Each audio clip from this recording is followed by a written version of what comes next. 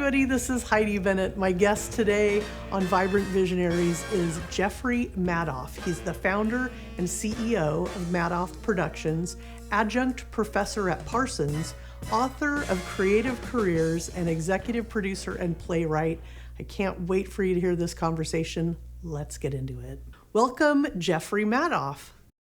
Hi, Heidi, and thank you for having me on. Yeah, thank you so much for joining me. You're in Chicago right now because you've got something exciting happening over there, and I'd love everybody to learn more about your current creative project, Personality the Musical. Yeah, Personality the Musical has been quite a ride.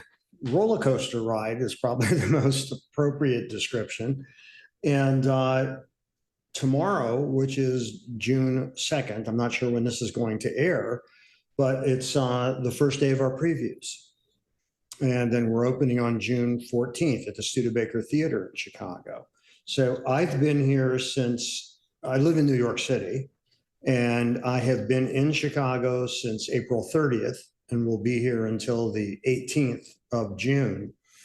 And I was here for rehearsals, all the rehearsals, and moving from acting and dance rehearsals to tech. And I can go through each of these steps if you like. And tonight actually is our first full dress rehearsal. And then tomorrow, as I mentioned, is our first preview. So, man, it's just going really fast. It's incredible. Yeah. Well, it sounds really exciting, and I liked that I've got the opportunity to talk with you just at this moment, this like precipice. I mean, we'll put out. Don't say precipice. I'm thinking I'm going to like step off the edge of something into the abyss. So let's hope not. What? Yeah, but I think I guess what I'm saying is right here at there's been, I'm sure, all this stuff that's happened beforehand to get you to this point. But yeah, how are you feeling sort of mentally about where you're at this moment? I mean, I feel good. I feel really good about what we're going to be putting on stage. Have a fantastic cast and a fantastic creative team that has been with me since the beginning. And, this has been part of this journey that's been, the troughs of the roller coasters. When COVID hit, we then had to delay for over a year. We had a date that we were going to be opening. Our first run was at People's Light Theater in Malvern, Pennsylvania, outside of Philadelphia. And we were supposed to open in March of 21. And in September of 20, I had to make the determination, are we going to be sufficiently out of COVID to be able to open a show in the spring of 21? And considering the way things were going, I didn't think we would be. And in theater, because the theaters themselves are booked up so far in advance, that you've got to make commitments a long time in advance. So I made the decision, we're going to wait till March of 22, which turned out to be the right decision. And we opened in Malvern, had a fantastic run, fantastic critical response, audience response, word of mouth. It was all very positive, but we still had to close 7 days early, all sold out performances because of COVID. But we got what we needed, which is great press, great ticket sales. And that ended up creating the momentum for us to then move to Chicago, which is where we are now.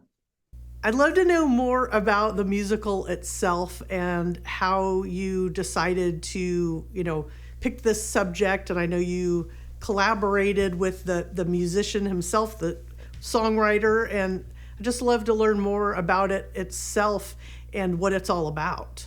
Well, all life-changing events have started in a doctor's office.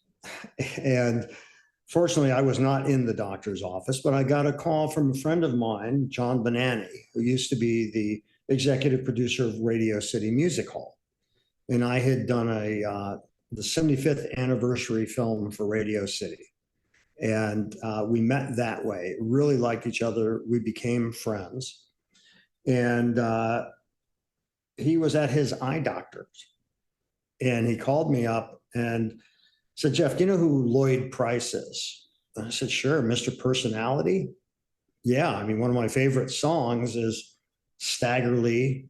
One of my other favorite songs is Personality. And another one of my favorite songs is Lottie Miss Claudie, all by Lloyd Price. He said, do you know anything about him? I said, no, I just know his music. And he said, well, he's here. We go to the same eye doctor. And I was talking to him about you, and I thought that you two should meet. I think there's something there.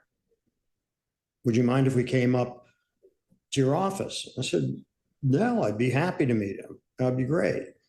And the next day they were in my office. And Lloyd is a very charismatic guy.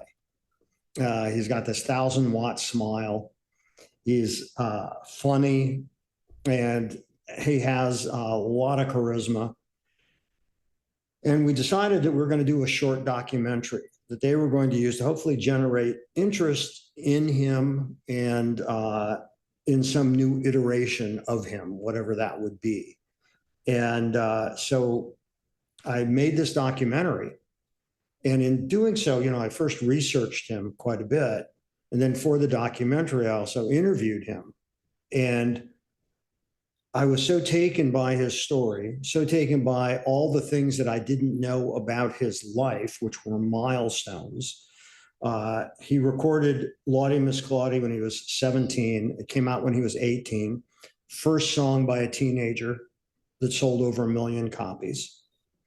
And then I learned he had a bunch of other firsts, like he was the first musical artist of any color, Lloyd's black, but of any color that started his own label.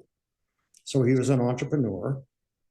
He was the first teenager to sell over 1 million copies of his record. And that shattered the wall that was called race records, where you could only buy records by black artists in black-owned record stores. He was the first black person to open up a nightclub below Harlem in Midtown across from the Ed Sullivan Theater. And his life was absolutely fascinating. And after I finished the documentary and he really liked it, and I went to New Orleans with him and we presented it, I said, Lloyd, I know I can capture your voice. I want to tell your story. Your story is so interesting because it's none of the tropes that we've seen. His life was just not typical in terms of how this is often portrayed in movies and in plays. And as the Lloyd character, the first thing he says is, my mama wasn't a whore. My daddy didn't leave. I didn't learn how to sing in church, and I never did drugs. I want to get that out of the way up front. And he was an amazing person who had a huge impact on our popular culture and is considered one of the founding fathers of rock and roll. I'm so excited. This is so in my wheelhouse. I love and have performed vintage R&B and early rock and roll, and those songs all are just bangers, as they say these days. And yeah, I love that. I love when we get to hear a real story about someone and it's not told through these tropes and That's right. And yeah, that's awesome. So it's so exciting. Wow. And so I gotta say, I'm not super familiar with musicals at all. So the idea that you're, on the podcast and here with me on YouTube and can share some of the processes of what it's like to collaborate. Like you said, you've got this whole talented group of collaborators. So, it says your name and it says book, and then it has, all these other things, all these other people. Obviously, you've got costumes and choreography and set design and all this stuff. How did you even get this all started? And if there's any people in particular that you want to share that you worked with, anything around the collaboration process, any of that just feels like something you'd like to share, I'd love to hear it. Well, my background was in film and video production, not live theater. And for about a minute, I thought about doing this as a film. But what I really wanted to do, I realized, was do this as a live theater presentation. And I have a good reputation in terms of production and film, but not theater. And so I didn't even have any connections in that world at all. Now, I had done work that was fairly high profile. Ralph Lauren was a client for 36 years. Victoria's Secret was a client. Harvard School for Public Health, the American Academy of Dramatic Arts. Plus, I've done music videos and that sort of thing. So I knew production. And, and this is true in all businesses, I believe, that there is more in common than different in terms of the protocols of doing a business and starting a business. And a play is a startup. Like any startup, it's a high risk venture. And, the longer you survive, the more able you are to raise the necessary funds to take the next step. And there's people that are, the angel investors, those are the people that are early stage that come into a project. And there are those that want you to cross certain benchmarks that come in. And then there are those that are waiting until you're in a major market to possibly come in. And, it's a whole process that you go through. And one of the most important parts of the process is meeting and aligning with really good people. So a friend of mine who was an actor, we were talking and he said, so whatever happened to that play you're writing? And I said, well, it's done. I actually just finished it last week. This is a few years ago. And he said, do you have a general manager yet? And I said, well, I haven't hired anybody. So no, what's a general manager? And I didn't know what a general manager is.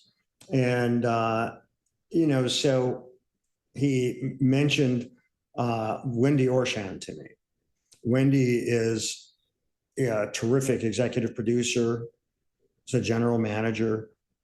She has done many, many Broadway shows that you've heard of. And it ends up that this actor who I grew up with, we knew each other since we were like 12, Lee Wilkoff, marvelous actor. Wendy was his daughter's godmother, and Wendy and Lee's wife 35 years earlier were waitresses together in one of the restaurants in the theater district in New York. You never know where connections are going to happen. Yeah. No. And it's kind of wild. And I met with Wendy the next morning, and that it helps when you know people that can open a door for you. And Wendy is very nice, very generous of spirit, recommended somebody to me. I met a number of people, and then she said, you should meet Adam Hess from Daryl Roth Productions. He's terrific. And I met him, we hit it off, and now it's 6-7 years later, and he is with me still. And then I interviewed directors, and Sheldon Epps, director, he's an Olivier nominated director. He ran Pasadena Playhouse, was the creative director for 19 years. Just his book recently came out actually in September, which is called My Direction. And Sheldon is Black, and he was often the first and only Black person on the staff of many of the plays that he was involved with earlier in his career. And we just really hit it off. And he's a fantastic person who, I've learned a lot from Adam. I've learned a lot from Sheldon. And the key here is, Heidi, is that you find good people through other good people. And, so Shelton, as opposed to Sheldon, Shelton Becton is our musical director, who Sheldon recommended. And Shelton is fantastic. He is just incredibly talented. And Then the choreographer, Edgar Godino, he and Shelton had worked on Memphis together, play Memphis. And then Edgar also he was the associate choreographer on the Temptations show, Ain't Too Proud. And he just did The Harder They Come about Jimmy Cliff. And he did that at the Public Theater. And so I've been able to attract through both the strength of the script and people's desires to work with other people who they really like, and put together a fantastic group. Our lighting designer, Jeff Kreuter, is a Tony Award winner. Our sound designer, Rob Kaplowitz, is a Tony Award winner. And I've been fortunate that I've been able to put together such a great team and keep them together even through COVID, to now what will be premiering, well, what we're doing previews with starting tomorrow and then premiering on June 14th. So finding good people through other good people is really the key. And also the other part is, you wanted to talk about collaboration and what that is. Did you have any specific question around collaborations? It sounds like you're working with a lot of people that were new. This is a new type of project for you, and then you're working with a lot of people that you're meeting for the first time. So I guess what comes to mind for me is navigating, collaborating with brand new people. Like, how do you find your rhythm with them? Is there a communication style that works better as far as like, oh, we're texting or we're Zooming or we're just talking on the phone? Like, it feels like there's all these different ways to learn to effectively communicate with people, and then also like hand over different parts of the projects to people and say, okay, I'm going to put this in this person's hand. I'm going to put, lighting in this person's hand. Yes, they're a Tony Award winner. So hopefully I won't have too many things I need to, tell them about, but they're, I guess, coordinating all of that and communicating. I'm curious what kind of maybe challenges there are there, or things that you've learned over the years from all the different other production that you've done that helped make that run smoothly. I have, this is funny, when I met with Sheldon, and I really liked him, and I had met a bunch of other directors, but clicked with him in a certain way. And I said to him, look, I really like you. I want to work with you, but you need to know something about me. And he said, what's that? And I said, I have the no asshole rule. And he kind of laughed and said, I think I know what you mean, but why don't you tell me? And I said, if you're paying me, you can be an asshole, but you can never be abusive. If you're paying me enough, you can be an asshole, but there's no price on being abusive. I won't deal with abusive people. And he said, we have the same rule. And I said, but if I'm paying you, you can't be. And that was the key there. And he was totally aligned with that. And, there's nothing that replaces being in person with somebody. Now, during COVID, we had numerous meetings, and we still have numerous meetings via Zoom, because, we were working with some Chicago talent, Chicago press relations, advertising, and so on. I'm in New York. My management is in New York. Those would all be via Zoom. And it's just since I relocated here for, those 7 weeks that I have met those people in person. So Zoom is actually a great thing. And during COVID, I considered it a lifesaver, because at least you could see the person. But there's nothing that's as good as meeting people in person, because you can see body language. You can hear tone of voice.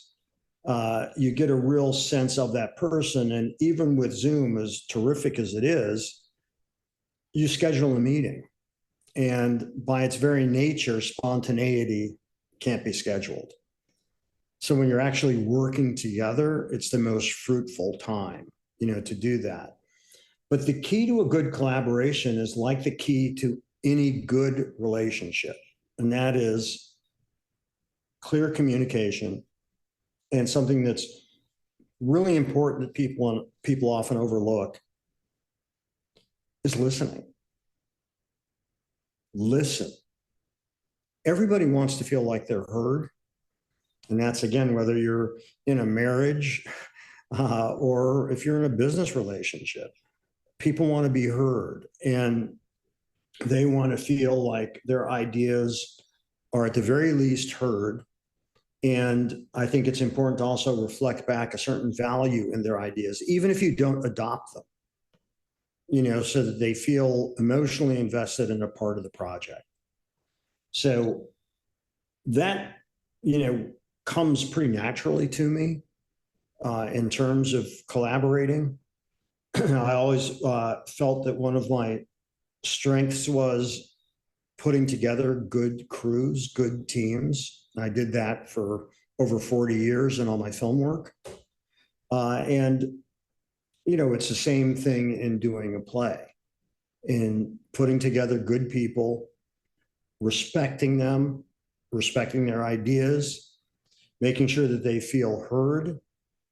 Sometimes earlier on, a way to do that is that you repeat part of the last thing that they said so that they know that you've heard them.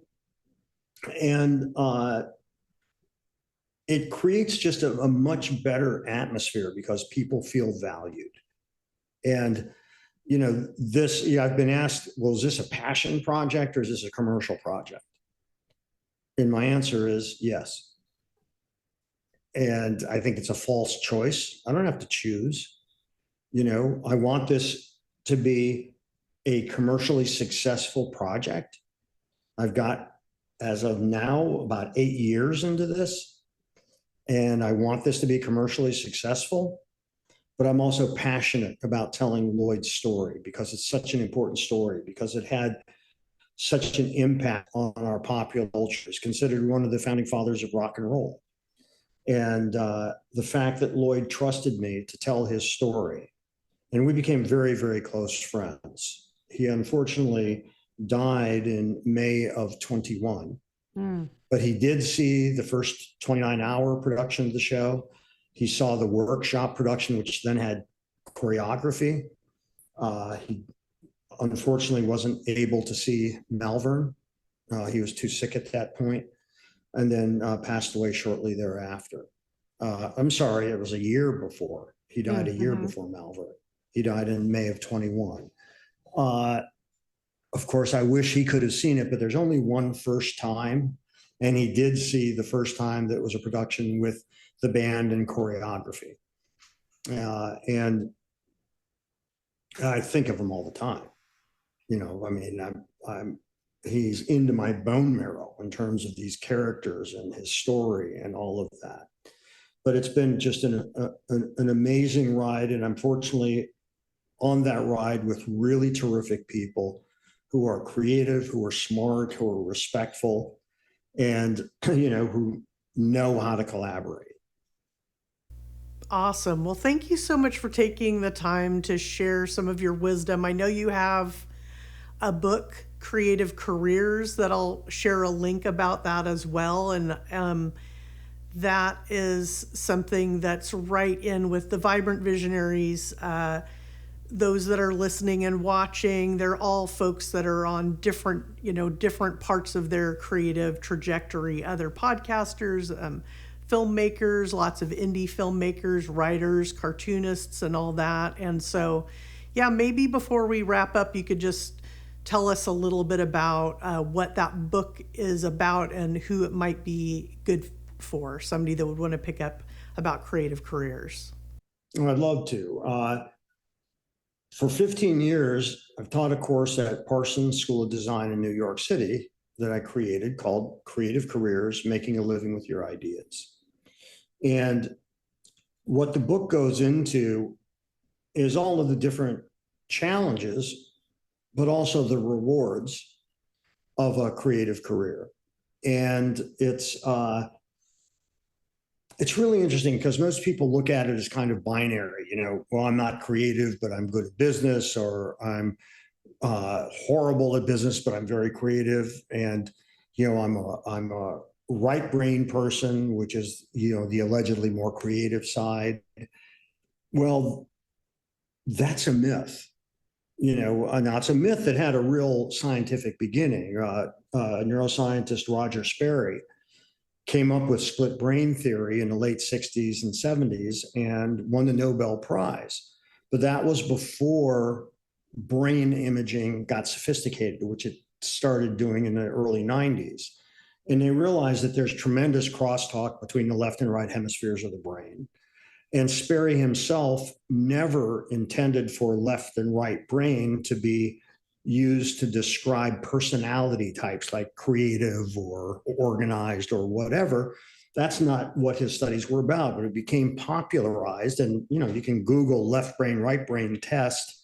Sure. They're all inaccurate, but it's almost like a party game, and so people need to get rid of the notion that they're not creative. Everybody, I think, starts off with a notion of being creative.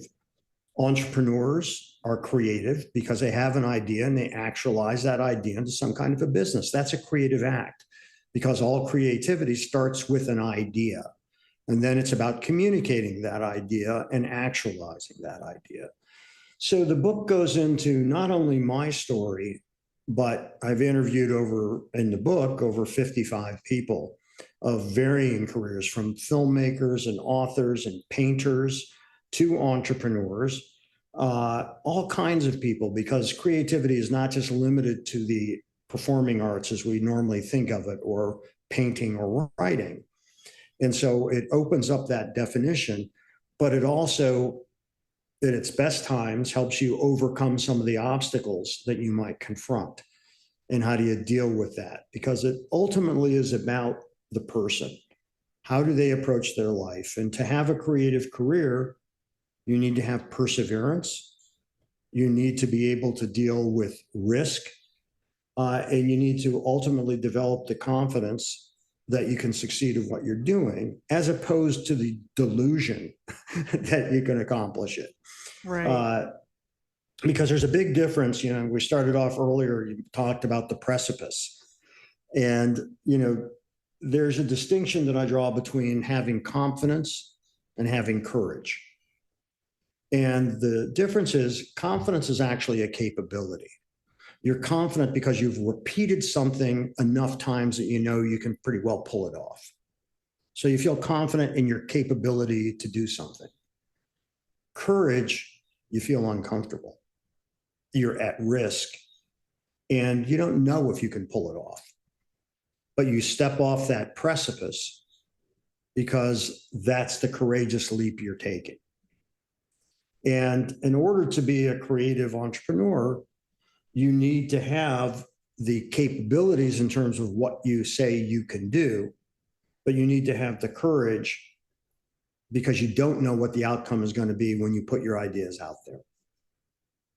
Well, let's stop there. I love that so much. I will share links to where people can find out more about the musical, about your book, and about you. Thank you so much, Jeffrey. It's just been an absolute pleasure talking with you. And break a leg, is that okay to say? I'll tell you something really quick, because I wondered about that phrase, because everybody says it and most people actually don't know what it means, including me. So I did a bit of a dive into how'd that come about? What does that mean? Don't break a leg, don't be careless and cripple yourself. And what does that mean? What it means is that the side curtain off the side of the stage is called a leg. And in olden days, if you broke the leg, which means you made it on stage, you would get paid. So the idea was to break the leg, meaning that piece of curtain, so then you would be on stage and therefore get paid. Awesome. I love it. I love stuff like that too. Yeah, cool. Oh, thank you so much, and best of luck with everything. And it's just been a pleasure talking with you. My pleasure, Heidi. Thanks for having me on. All right. Take care.